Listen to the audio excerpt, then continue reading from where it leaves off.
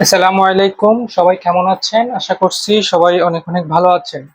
আজকে আমরা দ্বিতীয় ক্লাসে 6.2 এর 17 নাম্বারটা সমাধান করব।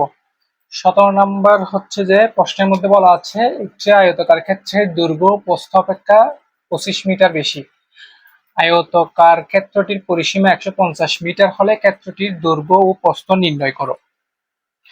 আচ্ছা, তাহলে এই প্রশ্নটি সমাধান করার জন্য আমাকে আগে আয়তাকার ক্ষেত্র এবং প্রশ্নের মধ্যে কি দেওয়া আছে সেগুলো সম্পর্কে সম্যক ধারণা রাখতে হবে। আমরা যদি একটু রাফ করে দেখি আয়তাকার ক্ষেত্রটা আসলে কি রকম। আয়তাকার ক্ষেত্র যদি আমি পাশে একটু দেখি, এটা হচ্ছে যে একটা আয়তাকার ক্ষেত্র। আয়তাকার ক্ষেত্র কাকে বলে সেটা যদি আমি একটু বলি, যে চতুর্ভুজের বিপরীত বাহুগুলো পরস্পর সমান সেটাকে বলা হয় আয়তাকার ক্ষেত্র। অর্থাৎ এইটা যদি আমি এটা যদি এটা সমান ধরি তাহলে এটা এটার বিপরীত বাহু, আবার এদিকে এটার সমান যদি এটা ধরি তাহলে এটা এটার বিপরীত বাহু। তার মানে বিপরীত বাহু পরস্পর সমান হলে সেটাকে বলা হয় আয়তাকার ক্ষেত্র। এখন একটা আয়তাকার ক্ষেত্রের দৈর্ঘ্য প্রস্থের, এটা এখানে দৈর্ঘ্য বলা হয় কোনটাকে? আয়তাকার ক্ষেত্রের মধ্যে যেটা বড় সেটা হচ্ছে দৈর্ঘ্য। তার মানে এটা হচ্ছে যে দৈর্ঘ্য। তার মানে আমি যদি এটাকে দৈর্ঘ্য বিবেচনা করি, এটা হচ্ছে যে দৈর্ঘ্য, আর এই পাশেরটা হচ্ছে যে প্রস্থ। এখন একটি আয়তাকার ক্ষেত্রের দৈর্ঘ্য প্রস্থ অপেক্ষা 25 মিটার বেশি। এখন দৈর্ঘ্য যতই হোক না কেন প্রস্থ থেকে 25 মিটার বেশি হবে। প্রস্থ যদি হয় 5 মিটার, দৈর্ঘ্য হবে তার সাথে 25 যোগ করলে যেটা আসে সেটাই হবে দৈর্ঘ্য। তাহলে এটা হচ্ছে যে এই অঙ্কের ক্লু। এখন ক্লুটা আমরা এখানে অ্যাপ্লাই করতে পারলেই এটার দৈর্ঘ্য প্রস্থ বরাবর আমরা যাইতে পারবো। আচ্ছা, তাহলে আমরা এখন অঙ্কে ফিরে যাই, সমাধান করার চেষ্টা করি।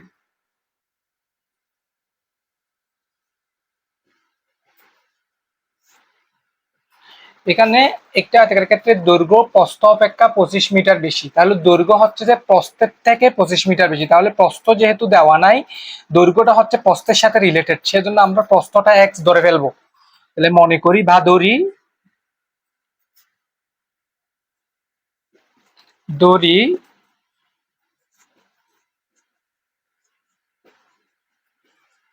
আয়তাকার ক্ষেত্রের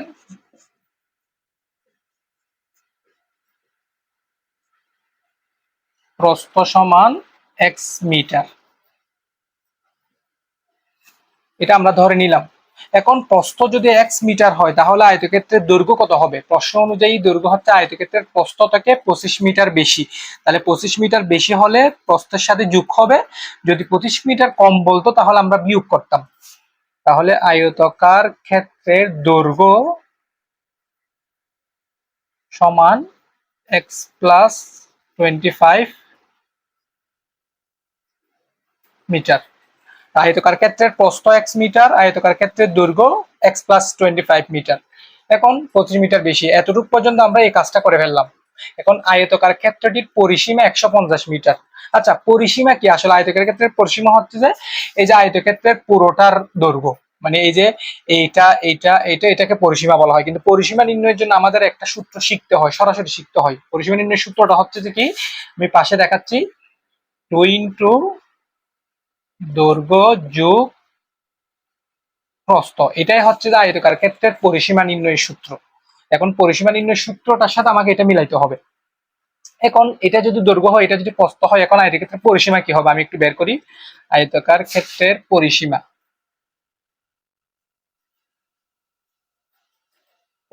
পরিসীমা সমান, তাহলে 2 ইন্টু দৈর্ঘ্য যোগ প্রস্থ, তাহলে 2, এটা তো কিছু করা যাবে না, 2 এটা যেমন আছে তেমন থাকবে। দৈর্ঘ্য কত? দৈর্ঘ্য হচ্ছে যে এক্স প্লাস 25, এক্স প্লাস 25। প্রস্থ কত? প্রস্থ হচ্ছে যে এক্স, তাহলে এক্স। তার মানে 2 into x plus 25 plus x, এটাই হচ্ছে যে আয়তাকার ক্ষেত্রের পরিসীমা। এটাকে যদি আমি আরেকটা লাইন লিখি তাহলে এভাবে লিখতে পারি, টোয়াইস এক্স প্লাস 25, অর্থাৎ এ এক্স আর এ এক্স যোগ করলাম। এরপর লাইনে, আচ্ছা এটা এরকমই থাকে, এটা পরের লাইন, যেহেতু এমনি আমাকে লিখতে হবে তাহলে এরকমই থাক, কোনো সমস্যা নেই। এখন আয়তাকার ক্ষেত্রটির পরিসীমা 150 মিটার হলে ক্ষেত্রটির দৈর্ঘ্য ও প্রস্থ নির্ণয় করে। তার মানে এটা যদি আয়তক্ষেত্রের পরিসীমা হয়, এটা সমান বলা আছে 150। এই সম্পূর্ণটা হচ্ছে যে আয়তক্ষেত্রের পরিসীমা, এটার মান দেওয়া আছে এখানে 150। তাহলে আমি এখন প্রশ্ন মতে বা শর্ত মতে লিখতে পারি। এখানে আমি লিখি শর্ত মতে 2 × 2x + 25 সমান 150। এখন এখান থেকে যদি আমরা ক্যালকুলেশন করে যদি এক্সটা বের করে নিয়ে আসতে পারি, তাহলে আমাদের প্রস্থ বের হয়ে যাবে। দৈর্ঘ্য বের করার জন্য তার সাথে প্রস্থ যোগ করলে হয়ে যাবে। তার মানে এই জিনিসটা যদি আমি বুঝে শুনে লিখতে পারি, তাহলে আমার অঙ্ক ওইখানেই, আমার অঙ্কের কাছাকাছি চলে যাব। তাহলে এখন আমরা ক্যালকুলেশন করি। এখন 2 এর সাথে 2x গুণ করলে হবে 4x, 2 এর সাথে 25 গুণ করলে হবে 15 সমান 150। বা এখন এই সংখ্যাটাকে আমরা ওই পাশে নিয়ে যাব, 4x সমান 150 বিয়োগ 50। তাহলে 4x সমান 150 থেকে 50 বাদ দিলে হয় 100। তাহলে x সমান, এই 4টা হচ্ছে যে x এর সাথে গুণাকার আছে, সেজন্য আমরা এটা ওই পাশে গিয়ে ভাগ দিয়ে দিব। তাহলে 4 কে 100 দ্বারা ভাগ করলে হয় 25। এখন এই 2টা আমি প্রথমে চাইলে এদিকে নিয়ে আসতে পারতাম, সেভাবে হবে। এখন করছি সেভাবে হবে, কোনো সমস্যা নেই। তাহলে x সমান 100 ডিভাইডেড বাই 4, তাহলে x সমান পেলাম 25। তাহলে x মানে কে? x মানে হচ্ছে যে আয়তকার ক্ষেত্রের প্রস্থ। আয়তকার ক্ষেত্রের প্রস্থ 25 বের হয়ে গেছে। এখন আয়তক্ষেত্রের দৈর্ঘ্যটা আমার লাগবে, কারণ আমার কাছে চাইছে কি, আমার কাছে আয়তকার ক্ষেত্রের দৈর্ঘ্য এবং প্রস্থ চাইছে। এই যে আয়তকার ক্ষেত্রের দৈর্ঘ্য চাইছে, প্রস্থ চাইছে, তাহলে দৈর্ঘ্য এবং প্রস্থ এই দুইটা আমাকে বের করতে হবে।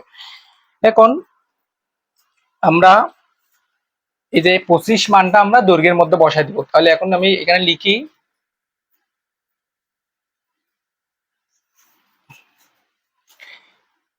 তাহলে এটা হচ্ছে প্রস্থ x সমান প্রস্থ x বা 25, দৈর্ঘ্য x প্লাস 25। তাহলে x প্লাস 25 মানে হচ্ছে x এর মান হচ্ছে 25 প্লাস 25, তাহলে হচ্ছে যে 50। তার মানে দৈর্ঘ্য হচ্ছে যে 50 আর প্রস্থ হচ্ছে যে 25। এটা একটু নিচে লিখতে হবে, আয়তক্ষেত্রের ক্ষেত্রে দৈর্ঘ্য 50, প্রস্থ 25, এটা নিচে লিখলে আরো সুন্দর দেখাবে। ঠিক আছে, তারপর এখানে অ্যান্সার লিখে দিতে পারবো। আমি আর লিখতেছি না, আমরা নির্দিষ্ট গন্তব্যে পৌঁছে গেছি। আমাদের যেটা বের করতে বলা হয়েছে সেটা আমরা পৌঁছে গেছি। আশা করি অঙ্কটা সবাই বুঝতে পারছে। এর পরেরটা আমরা দেখবো এটার পরে।